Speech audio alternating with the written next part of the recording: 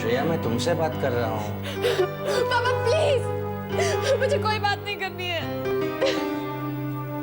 देखो श्रेया, मैंने तुम्हारे जन्मदिन पर जो हीरे की अंगूठी दी थी वो गुम हो गई हो तो कोई बात नहीं है, कोई चिंता नहीं है। मैं यकीन दिलाता हूँ वो नकली थी। पापा प्लीज, वो हेवन से मुझे अकेला छोड़ दीजिए प्लीज। और अगर 316 नंबर की बस मिस हो गई हो तो भी चिंता की कोई बात नहीं है। दोबारा 1 से गिनती शुरू कर दो, थोड़ा इंतजार करो। 315 बसें जाने के बाद 316 नंबर की बस को आना ही होगा।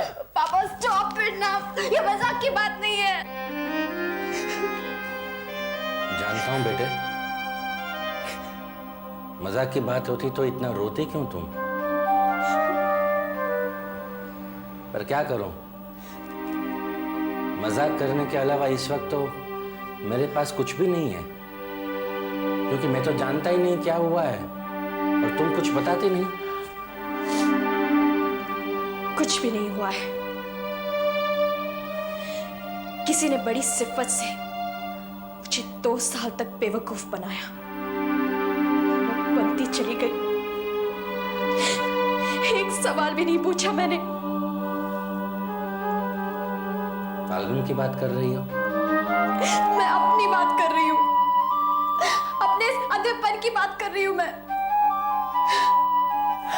उसके बर्ताव में, उसके चेहरे पे साफ लिखा था, लेकिन मैं ही नहीं पढ़ पाई। क्यों पापा, क्यों मैंने उस पे विश्वास क्यों किया? Why did I do it, पापा? Why? Why? फाल्गुन के पास मदद मांगने गई थी तुम, हैं?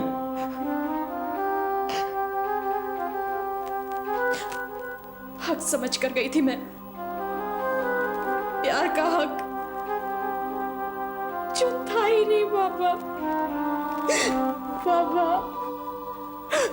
फाल्गुन शादीशुदा है, ये मुझे आज पता चला। God.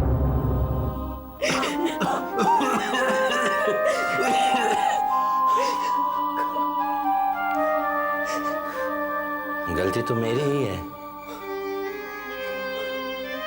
बिना माँ के पली हो तुम।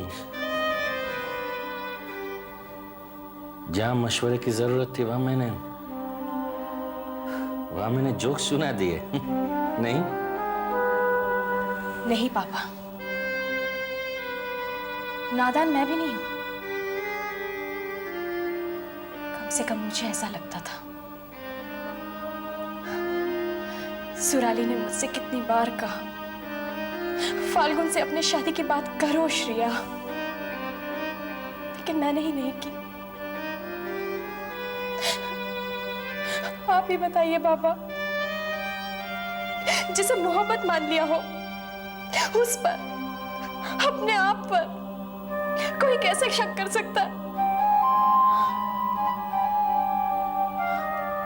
रो मत बेटे, रो मत। मैंने कहा था ना, जो हीरे की अंगूठी गिर गई ना वो नकली थी। पापा, मैंने तो सच्ची मानकर पहन ली थी। अगर गिरने से पहले पता चल जाता ना कि वो नकली है, तो मैं कभी नहीं रोती पापा, कभी नहीं रोती मैं। अब मैं कभी तय नहीं कर पाऊंगी कि वो गिर गई, इसीलिए तो नकली नहीं लग रही है ना। नहीं तय कर पाऊंगी पापा।